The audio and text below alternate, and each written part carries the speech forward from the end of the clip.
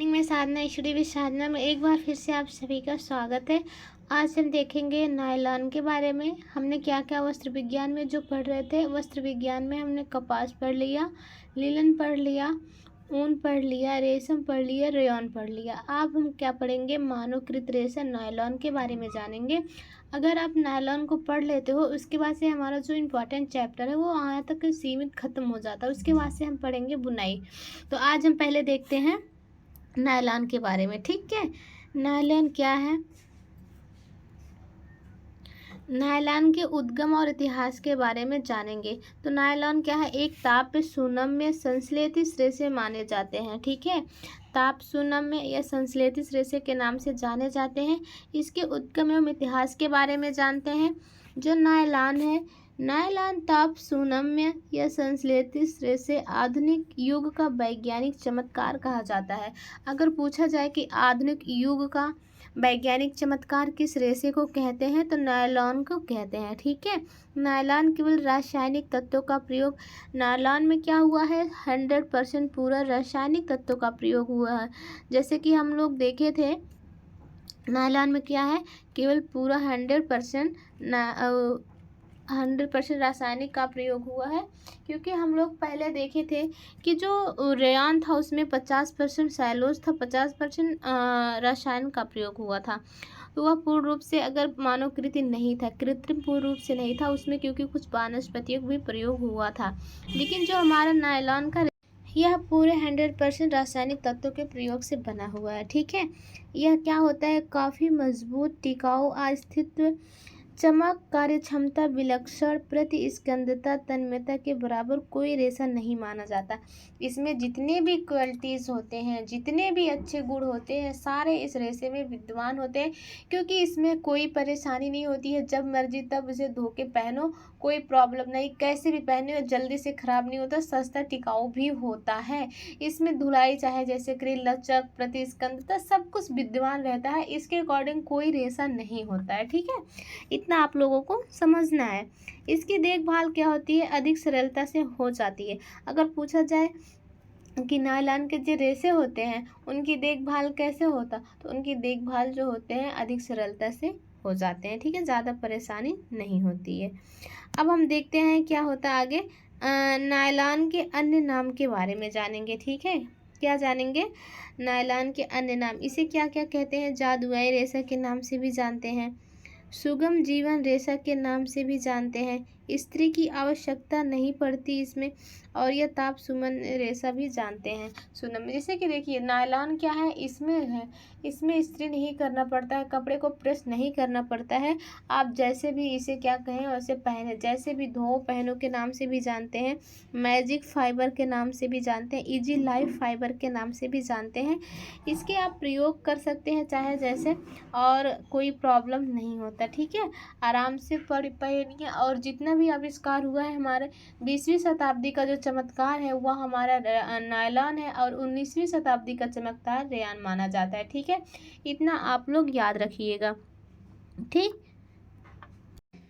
इसके बाद एस्टियो वेलेस कैरोथर्स को नायलॉन के पिता के रूप में माना जाता है। ये कैरोथर्स हैं जिनको नायलॉन के पिता के नाम से जाना जाता है। इडुको के एक रासायनिक शास्त्री ने इडुको कंपनी में काम करते थे। इनके मन में एक क्या हुआ, पॉलीमराइजेशन की प्रक्रिया करने की इच्छा थी, जिसमें अणुओं को अणुओं से सटा लिया जाता है। पॉलीमराइजेशन का मतलब होता है जैसे ये सारे अणु होते हैं, अणुओं को अणुओं के बीच में सटा लिया जाता है। इसे क्या कहते हैं, पॉलीमराइजेशन को बहुलीकरण कहते हैं। ठीक है, ये क्वेश्चन भी बन सकता है कि पॉलीमराइजेशन को क्या कहते हैं, तो बहुलीकरण के नाम से जाना जाता है। नायलॉन सबसे पहले कहाँ पे बना था, तो सबसे पहले अमेरिका में बना था। आप लोग अगर इसको जानें कि अगर पूछ लिया जाए कि सबसे पहले नायलॉन का आविष्कार कहाँ हुआ था, तो ये अमेरिका में बना था। 20वीं शताब्दी का चमत्कार कहा जाता है। रसायनों के प्रयोग से नायलॉन का रेशा प्राप्त हुआ। ठीक है, रसायनों के प्रयोग से ही हमारे नायलॉन के रेशे प्राप्त हुए। ठीक, उसके बाद से हम देखते हैं कि जो पॉलीमर्स इसमें यूज किए गए हैं। ठीक है, जैसे जैसे हमारा रेशा बना है, नायलॉन का रेशा बना है, जो पॉलीमर यूज किए गए हैं उसके नाम दिए गए हैं। जैसे हेक्सा, मिथिलीन डाई, एमीन तथा एडेपिक अम्ल से मिलकर यह रेशा बनाया। ठीक है, इन दोनों रसायनों की कार्बन के जो होते हैं 6 अणु विद्यमान होते हैं। इनको लीनियर फॉर्म में व्यवस्थित कर दिया जाता है। ठीक है, इनको क्या कर दिया जाता, लीनियर फॉर्म में व्यवस्थित कर दिया जाता है। ठीक है, इसीलिए इसका नाम सबसे पहले नायलॉन 66 पड़ा। ठीक है, सबसे पहले अगर पूछ लिया जाए रेयॉन का नाम क्या पड़ा, तो सबसे पहले नायलॉन 66 1937 में इसका नाम पड़ा। ठीक है, 1938 में इसे नायलॉन का नाम दिया गया। इस रेशे का नाम नायलॉन कब दिया गया, तो 1938 ईस्वी में। ये डेट आप लोग याद रखिएगा।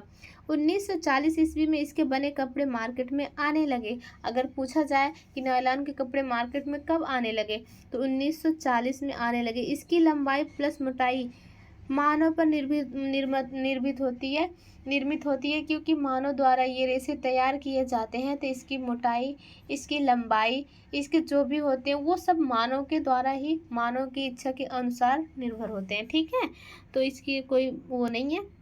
अब आगे हम क्या देखेंगे, वो नायलॉन के निर्माण के बारे में देखेंगे। आई होप आज इतना मैंने बताया कि पॉलीमर नायलॉन किससे बनते हैं।